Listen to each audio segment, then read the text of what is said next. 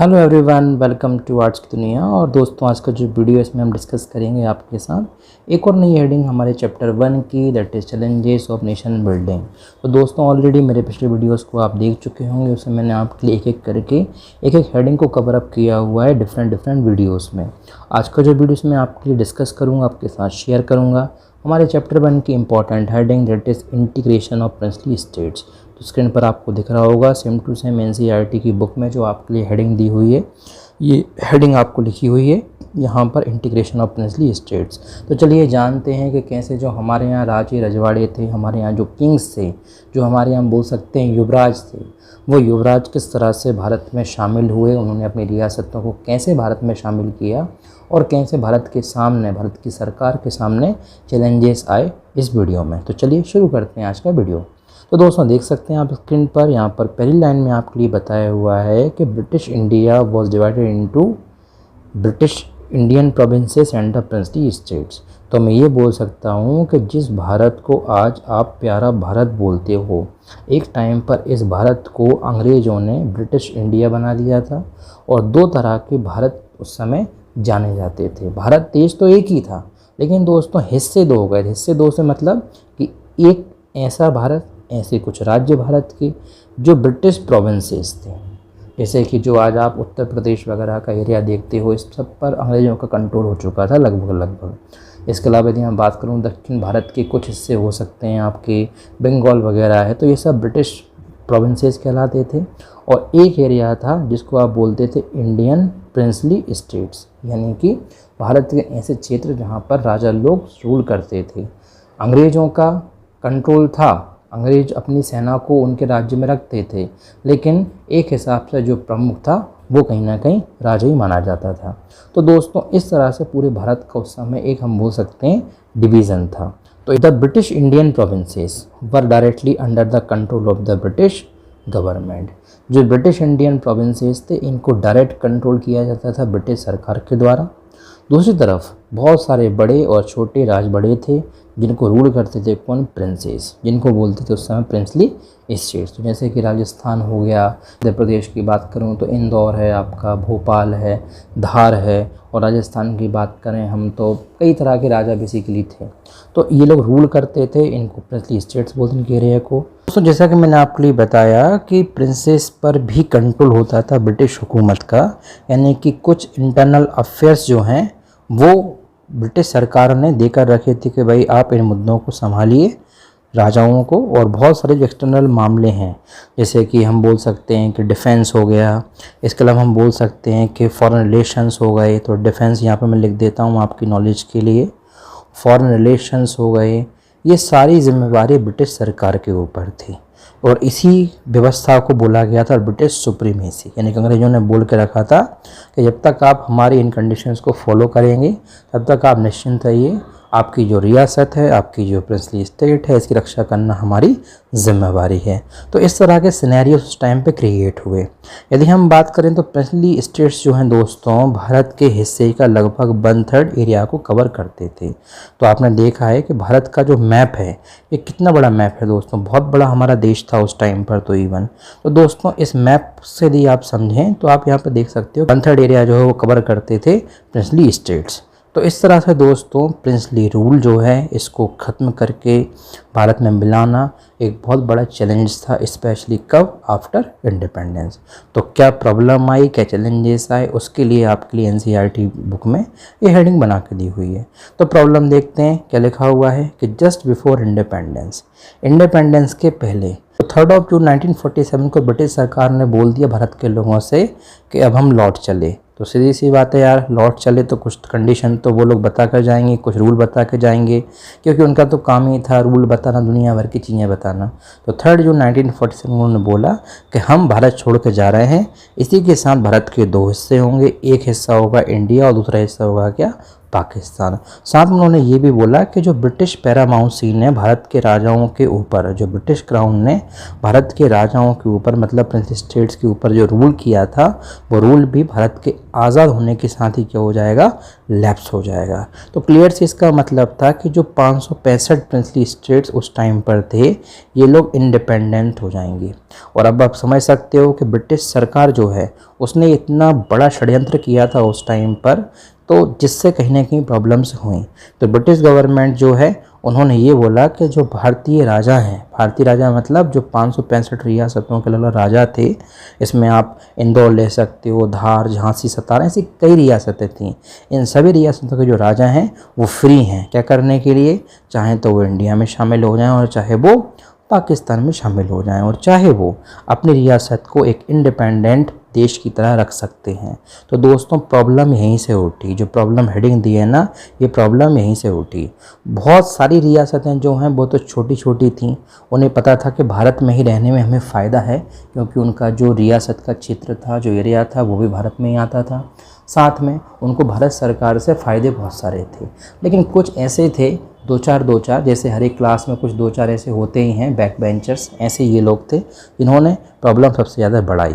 तो ये जो सीरियस प्रॉब्लम है ये कहीं ना कहीं भारत की यूनिफिकेशन के लिए नुकसान थी, भारत के लिए ये नुकसान कर सकती थी। दैट इज़ वाई इस प्रॉब्लम को शॉर्ट आउट करना, इस प्रॉब्लम को सॉल्व करना बहुत ज़्यादा इम्पॉर्टेंट था।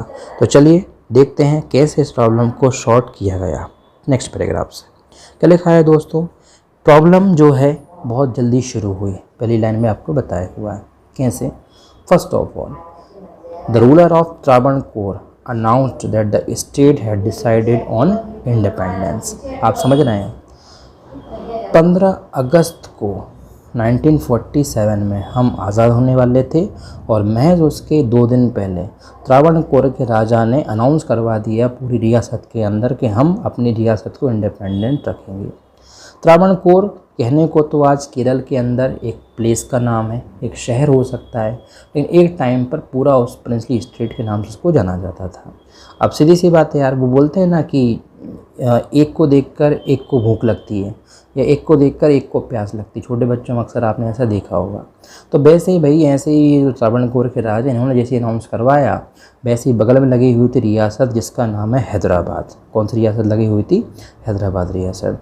हैदराबाद रियासत के जो नवाब है उन्होंने भी अनाउंस करवा दिया कि भाई त्रावणकोर की तरह हम भी क्या करेंगे, हैदराबाद को इंडिपेंडेंट रियासत के तौर पर बनाकर रखेंगे। ऐसे ही जो भोपाल के नवाब हैं उनके भी कुछ ऐसे ही सुर थे, उन्होंने संविधान सभा जो उसको ज्वाइन करने से मना कर दिया। अब आप समझ सकते हो संविधान सभा क्यों बनाई गई थी। संविधान सभा बनाई गई थी कि भारत का संविधान तैयार किया जा सके, और उसमें बहुत सारे भारतीय राजाओं को भी बुलाया गया था। लेकिन जब इस तरह के जो नवाब थे, रूलर्स, उन्होंने मना किया, तो इसका सीधा सा मैसेज था कि भैया हम अपना देश इंडिपेंडेंट बनाना चाहते हैं, हमारी रियासत को इंडिपेंडेंट रखना चाहते हैं।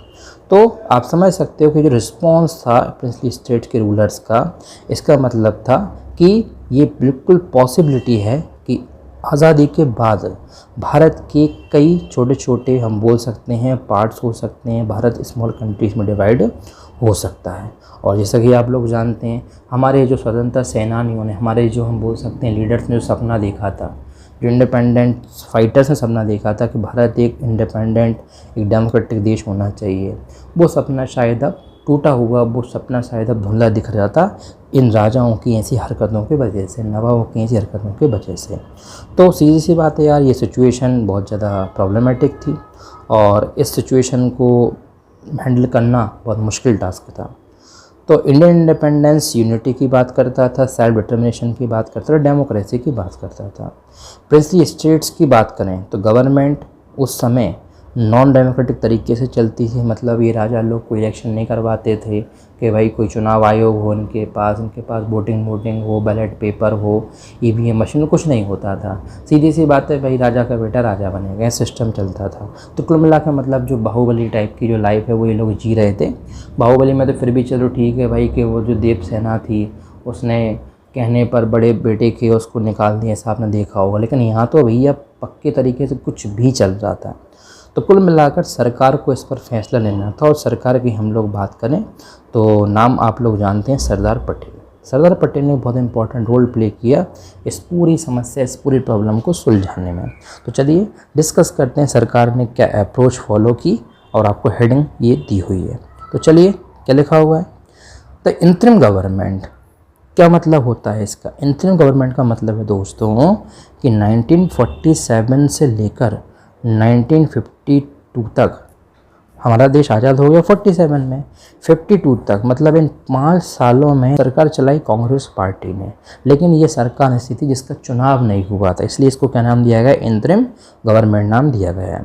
तो इंतरिम गवर्नमेंट को ये बिल्कुल शक था कि शायद भारत जो है उसके डिवीज़न हो सकता है। इस तरह की सिचुएशन देखते हुए जो मुस्लिम लीग है उसने अपोज किया कांग्रेस की इस व्यू को, कांग्रेस पार्टी की इस बात को। मुस्लिम लीग ने बोला कि भाई आप कौन होते हो किसी नवाब को, जैसे हैदराबाद की बात करूं, त्रावणकोर, भोपाल की, इन नवाब को आप कैसे रोक सकते हो, वो चाहें तो इंडिपेंडेंट रहें। तो कुल मिला के मुस्लिम लीग ये सोच रही थी कि अच्छा है जैसा हो रहा है, ठीक है ना। लेकिन कांग्रेस सोच रही थी कि देश सर्वोपरि है, ये देश के टुकड़े नहीं होने चाहिए। तो इस तरह से उस समय हम बोल सकते हैं कि डिफरेंसेस भी क्रिएट हुए। होम मिनिस्टर थे सरदार पटेल, जो कि उस समय डिप्टी प्राइम मिनिस्टर भी थे भारत के, और इन्होंने इस पीरियड को बहुत ध्यान से देखा। उन्होंने डिप्लोमेटिकली कोशिश की। सबसे पहले हर एक राजा के पास वो गए जो थोड़े से अकड़ू टाइप के थे, उनसे बोला कि यार भाई समझ जाओ, मान जाओ, नहीं तो हमें पता है हमें क्या करना है। तो आप समझ सकते हैं उस समय की सिचुएशन को, आप थोड़ा सा इमेजिन कीजिए, आपको समझ में आ सकता है। उनको समझाया, उनसे बोला, लेकिन ज़्यादातर लोग जो हैं वो तो मान गए, लेकिन कुछ नहीं माने। एक सीरीज़ है, वैसे तो आप लोग सोशल साइंस की इस वीडियो को देख रहे हो, आप ह्यूमैनिटीज़ के स्टूडेंट हो, लेकिन अभी आप कॉलेज में जाओगे नेक्स्ट ईयर, तो एक सीरीज़ है जिसको आप ध्यान से देख सकते हो कभी। उस सीरीज़ का नाम मैं आपको बता देता हूँ यहाँ पर। उस सीरीज़ का नाम है आपका प्रधानमंत्री। ये ABP न्यूज़ जो चैनल है उसने ये सीरीज़ तैयार की थी। पुरानी सीरीज़ है, 8-10 साल पुरानी, यूट्यूब पे अवेलेबल है, अभी आप देखिएगा। आपको इस सीरीज़ में बहुत कुछ समझ में आएगा। उसमें डिफरेंट कैरेक्टर्स बनाए गए हैं, मतलब काइंड ऑफ वेब सीरीज़ आप उसको बोल सकते हो। सरदार पटेल बनाया गया एक पर्सन को, बताया कैसे डील की सिचुएशन के। तो थोड़ा सा आपको ये चैप्टर और आसान हो जाएगा if you watch that particular series. चलिए आगे बढ़ते हैं। तो सरदार पटेल जो है इन्होंने बहुत अच्छा रोल प्ले किया, इन्होंने बात की, है ना। तो बहुत सारे लोग तो मान गए, बट कुछ लोग नहीं माने। क्यों ज़रूरी था इन प्रिंसली स्टेट्स को शामिल करना? आप देखिए, आज का जो उड़ीसा है, आज उड़ीसा एक राज्य है, लेकिन उस टाइम पर उड़ीसा के अंदर अकेले 26 छोटे छोटे राजा लोग रूल करते थे। आज जो गुजरात है उसको आज आप गुजरात बोलते हो, लेकिन उस गुजरात के अंदर एक सौराष्ट्र करके एरिया है, इलाका, और उसमें 14 बिग स्टेट्स हुआ करते थे, जिसमें कठियावाड़ वगैरह आपने सुना होगा। ये सब राजा हुआ करते थे उस समय। 199 स्मॉल स्टेट्स थे, ऐसे कई न्यूमरस स्टेट्स आपको मिल जाएंगी। तो सीधी सी बात है यार, 565 देश हो सकते थे अगर सरदार पटेल का जो स्किल्ड लीडरशिप है वो उस समय फैसला नहीं लेता। तो सरकार की अप्रोच से क्वेश्चन बनते हैं यूजुअली। क्या अप्रोच है बताते हैं आपके लिए। फर्स्ट अप्रोच सरकार ने क्या किया? The people of most of the princely states clearly wanted to become part of the Indian union. पहली अप्रोच सरकार ने की कि सरकार ने राजाओं से बोला, जो मना कर रहे थे, कि भाई आपकी जनता से पूछो ना, आपकी जनता, आपके यहाँ जो पब्लिक है वो ये चाहती है कि भारत में शामिल होना चाहते हो, तो आप क्यों रोक रहे हो। दूसरा, सरकार ने ये बोला कि अगर आप आपकी रियासत को हमारे देश में शामिल करते हो, मतलब भारत में शामिल करते हो, तो आपके लिए ऑटोनॉमी दी जाएगी, आपको कुछ स्पेशल पैकेजेस दिए जाएंगे। आप, ऐसा नहीं है भाई कि आपने आपकी रियासत को हमारे भारत में मिलाया तो आपके लिए बिल्कुल एक आम नागरिक बना दिया जाए, तो आपके लिए हम फाइनेंशियल हेल्प वगैरह भी देंगे। तो जैसे कि प्रिवी पर्स करके एक पॉलिसी उस समय शुरू की। प्रिवी पर्स यही है कि जो राजा लोग, उन्हें अपनी रियासत को भारत में मिलाया था, उन लोगों के लिए साल भर में एक बार पेंशन प्रोवाइड करती थी सरकार। तो इस तरह का एक ट्रिक अपनाया सरकार ने, एक अप्रोच अपनाई।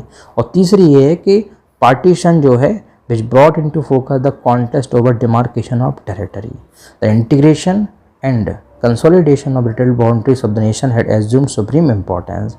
तीसरा, सरकार ने ये बोला कि भाई पार्टीशन हो चुका है, बहुत सारे हिस्से देश के हो चुके हैं, पार्टीशन हो चुका है, देश का एक हिस्सा अलग हो चुका है, तो ज़रूरी है कि इंटीग्रेशन कैसे भी करके किया जाए, कंसोलिडेशन किसी भी वजह से किया जाए। तो उसके लिए सरकार ने जो राजाओं ने डिमांड की, उनमें से बहुत सारी डिमांड्स क्या की, उनकी फुलफ़िल की। तो ऐसे करके हम बोल सकते हैं कि ज़्यादातर स्टेट्स जो हैं बिफोर 15 अगस्त 1947 एग्री हो गए, और वो जो हैं भारत के साथ मिल गए। तो लिखा भी हुआ है यहाँ पर कि the rulers of most of the states signed a document called instrument of accession. तो जिस डॉक्यूमेंट पर साइन करना पड़ते थे भारत में रियासत को मिलाने के लिए, उसको बोलते थे इंस्ट्रूमेंट ऑफ एक्सेशन। तो इस पर साइन करके, दस्तखत करके बहुत सारे राजा जो हैं उन्होंने रियासत को भारत में मिला दिया, यूनियन ऑफ इंडिया में मिला दिया। लेकिन यदि हम बात करें तो कुछ 4 ऐसी रियासतें हैं जो उस समय बोल सकते हैं कि भारत में शामिल नहीं करना चाहती थी अपनी प्रिंसली स्टेट को। एक का नाम है जूनागढ़, एक का नाम है हैदराबाद, एक का नाम है कश्मीर, एक का नाम है मणिपुर। तो इनको भारत में शामिल करना थोड़ा सा डिफ़िकल्ट हुआ। जूनागढ़ की बात करते हैं। जूनागढ़ को कैसे इन्होंने सॉर्ट आउट किया समस्या को। जूनागढ़ समस्या को सॉल्व किया इन्होंने प्लेबिसाइट करवा के, सरदार पटेल ने और उनकी टीम ने। प्लेबिसाइट मतलब जनमत संग्रह, जनता से पूछकर। यदि हम बात करें तो कश्मीर की कहानी आपको चैप्टर नंबर 8 में दी हुई है। हम इस अगले पैराग्राफ में हैदराबाद मणिपुर के बारे में पढ़ सकते हैं, देख लीजिए। आप ध्यान से देखें तो ये एक आपकी इमेज दी हुई है, ये सरदार पटेल थे उस समय की, रियल पिक्चर है। और ये हैं उस समय के निज़ाम हैदराबाद। तो निज़ाम को कूट पीट के जब बोल सकते हम लोग कि समझाया गया, तो उस समय का ये फ़ोटो है। तो एक ये है, दूसरा आपके लिए ये मैं बताना भूल गया अभी, ये है आपका India before and after partition, कि कैसा हमारा देश जो है वो पार्टीशन के पहले था और पार्टीशन के बाद है। हैदराबाद की स्टोरी की बात करें तो हैदराबाद और मणिपुर है, तो हैदराबाद की बात कर लेते हैं हम लोग। बिकॉज वीडियो ऑलरेडी लेंदी हो रहा है तो मुझे लगता है मुझे हैदराबाद पे फिनिश करना पड़ेगा। तो हैदराबाद में आपको समझाता हूँ। देखिए क्या लिखा हुआ है। हैदराबाद सबसे ज़्यादा एक ऐसी रियासत थी, एक ऐसा प्रिंसली स्टेट था जिसका जो नवाब था वो भारत में शामिल नहीं करना चाहता था हैदराबाद को। लार्जेस्ट प्रिंसली स्टेट थी हैदराबाद उस समय, और पूरा इंडियन टेरिटरी से ये घिरा हुआ था। हैदराबाद रियासत की मैं बात करूँ, इतना बड़ा था ये कि आज का महाराष्ट्र के कुछ ज़िले, कर्नाटक के कुछ ज़िले, आज के आंध्र प्रदेश के कुछ ज़िले भी उस समय हैदराबाद रियासत का हिस्सा थे। इस हैदराबाद रियासत का जो राजा था उसका टाइटल था निज़ाम। निज़ाम कोई नाम नहीं है बल्कि एक टाइटल है, और ये उस समय वर्ल्ड्स के रिचेस्ट मैन में बेशुमार था। यदि हम निज़ाम की बात करें, निज़ाम चाहता था कि हैदराबाद को इंडिपेंडेंट स्टेटस दिया जाए। वह चाहता था कि हमारे में कोई इंटरफेयर नहीं करे, हम खुद ही अपने हिसाब से चीज़ों को मैनेज करेंगे। भारत सरकार ने जब निज़ाम से बात की तो निज़ाम ने बोला कि देखो भाई, अभी हम इस स्थिति में नहीं हैं कि हम कुछ फैसला ले सकें, तो हम चाहते हैं कि आप और हम, मतलब भारत सरकार और हैदराबाद के निज़ाम एक एग्रीमेंट करें, जिसको नाम दिया गया उस समय स्टैंड स्टिल एग्रीमेंट। और ये हुआ था नवंबर 1947 में। इसमें लिखा हुआ था कि 1948 तक, मतलब अगले 1 साल तक, कोई एक दूसरे को ज़बरदस्ती फोर्स नहीं करेगा, अपने हिसाब से सोच समझ के हम अपना फैसला बताएंगे। तो अगले पैराग्राफ में जाने के पहले मैं थोड़ा सा आपको बता दूं कि ऐसा ये भाई साहब कर क्यों रहे थे। जो निज़ाम है, ये आप देख सकते हो टोपी वाला भाई, ये तक कर क्यों रहा था, क्या कारण है उसके पीछे। देखिए आप थोड़ा सा ध्यान से समझें तो आपको शायद क्लियर हो सकता है। हैदराबाद की लोकेशन ये है, निज़ाम यहीं पर रूल करते थे। उनको क्या लग रहा था कि मैं भारत से अलग ये पूरा देश बना दूंगा। ध्यान से देखें तो हैदराबाद की बहुत सारे ऐसे एरियाज़ हैं जो बेसिकली आपके ओशियन से लगे हुए हैं। तो इसको ये लग रहा था कि कोई दिक्कत नहीं है, मैं ट्रेड कर सकता हूँ दुनिया भर के साथ, मुझे कोई रोक टोक नहीं है। इसको ये भी पता था कि भाई मैं ऐसी जगह आता हूँ जहाँ से भारत लगभग ख़त्म हो रहा है, तो मुझे जो आर्मी है उसमें भी ज़्यादा खर्च नहीं करना पड़ेगा। ईज़िली मेरी जो टेरिटरी है वो मेंटेन्ड हो जाएगी, टेरिटरी जो है वो कंट्रोल्ड हो जाएगी। तो इस तरह की सोच, कुछ ख्वाहिशें थीं।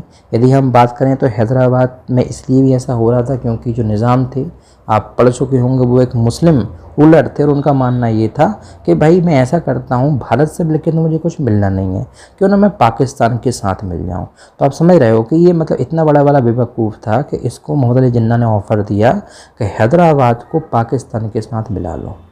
तो ऐसा तो हो नहीं सकता ना प्रैक्टिकली कि हैदराबाद की ज़मीन उठ के पाकिस्तान चली जाए, लेकिन मिलाने से मतलब कि ये वाला जो हिस्सा है ये पाकिस्तान हो जाएगा अगर ये निज़ाम इसको कन्विंस कर लेता उस केस में। तो आप समझ सकते हो कितनी प्रॉब्लम हो जाती कि उस समय जब देश आज़ाद हुआ तो ऑलरेडी 2 पाकिस्तान बन गए थे अंग्रेज़ों की इस चक्कर की वजह से, अंग्रेज़ों की इस हम बोल सकते हैं कि पॉलिसी की वजह से, वेस्ट पाकिस्तान और ईस्ट पाकिस्तान। और अगर ये सिर्फ निज़ाम नहीं मानता तो आप समझ सकते हो इंडिपेंडेंस के बाद तीसरा पाकिस्तान भी बन जाता। और आप सोच सकते हो फिर देश के लिए कितने खतरे हो सकते थे।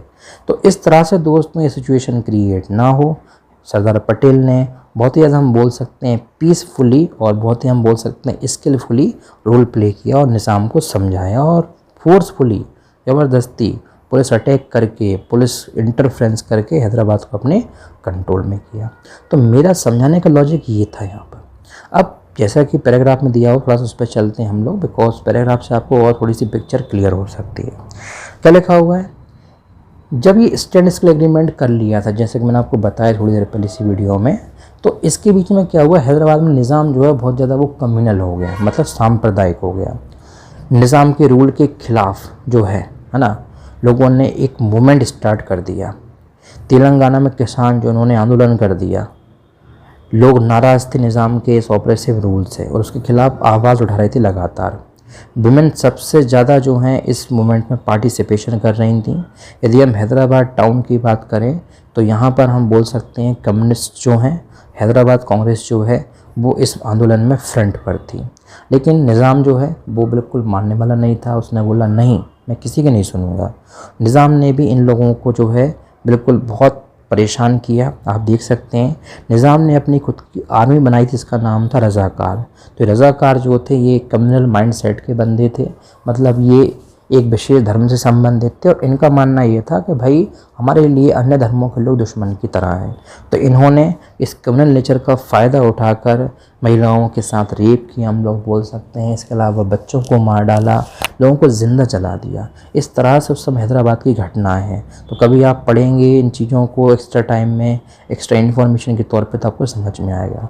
जैसा कि मैंने आपको बताया, आप देख सकते हैं कि बहुत सारे लोगों का मर्डर कर दिया गया, रेप हो गया, लूटिंग हो गई, है ना। पर्टिकुलर नॉन मुस्लिम्स को टारगेट किया गया। सेंट्रल गवर्नमेंट जो है उसको ये सब इन्फॉर्मेशन जब मिली दिल्ली में तो उनको बहुत गुस्सा आया।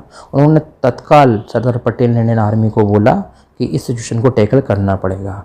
और सितंबर 1948 में, यानी कि स्टैंड स्टिल एग्रीमेंट ख़त्म होता नवंबर 1948 में, उसके पहले ही निज़ाम की करतूत के वजह से हमारे इंडियन आर्मी ने फोर्सफुली ये लोग घुस जाते हैं हैदराबाद के अंदर, निज़ाम की फ़ोर्स को हरा जाते हैं और कुछ समय की फाइटिंग के बाद जो निज़ाम और उसकी सेना है वो सरेंडर कर देती है और ऐसे करके हैदराबाद को ज़बरदस्ती भारत में शामिल किया जाता है। तो दोस्तों इस तरह की घटना जो है हमारे देश में हुई है, आपको पता होना चाहिए, इसलिए एनसीईआरटी में ये चैप्टर आपके लिए दिया हुआ है, चैलेंजेस ऑफ नेशन बिल्डिंग। तो आई होप मैं इस वीडियो की हेल्प से आपको बहुत कुछ क्लियर कर पाया हूँगा। अगर ये वीडियो अच्छा लगा हो, आपको स्टोरी समझ में आई हो, तो बिल्कुल कमेंट में आप ज़रूर बताइएगा। नए हैं तो चैनल को सब्सक्राइब कर लीजिए, क्योंकि इस तरह की वीडियोस मैं आपके लिए लाता रहूँगा रेगुलर बेसिस पर। तो मिलता हूँ बहुत जल्द नेक्स्ट हेडिंग में, जिसका नाम है मणिपुर में कैसे क्या स्टोरी हुई, कैसे मणिपुर भारत का हिस्सा बना।